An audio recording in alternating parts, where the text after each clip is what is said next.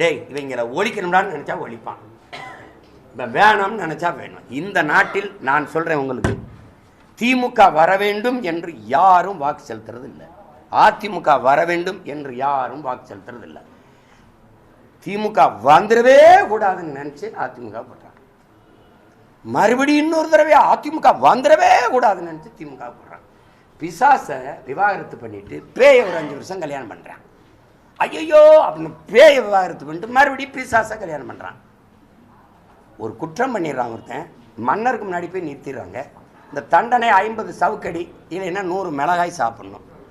அவன் என்ன சொல்கிறான், சவுக்கடி ரொம்ப கடுமையாக இருக்குது, நான் மிளகாய் சாப்பிட்றேன் மன்னரேன்றான். சாப்பிட்றான்னா 10 மிளகாய்க்கு மேலே கடிக்க முடியல, நாக்கு எரியுது, கண்ணில் தண்ணி கொட்டுது, தாங்க முடியல. நான் சவுக்கடியே வாங்கிக்கிறேன், சரி நடக்கட்டும் அப்படின்றாரு.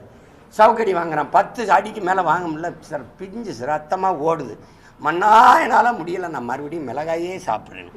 5 வருஷத்துக்கு ஒரு தடவை மிளகாய் கடி, 5 வருஷத்துக்கு ஒரு தடவை சவுக்கடி. இதான் என் இனத்துக்கு கிடைச்சிருக்கிற. புரியுதா உங்களுக்கு? இதில் மாறணும்னா திமுகங்கிறது ஒரு தீய ஆட்சி, ஒத்துக்குருவோம், ஒழிக்கணும். யாரை வச்சுன்னு சொல்லுங்க.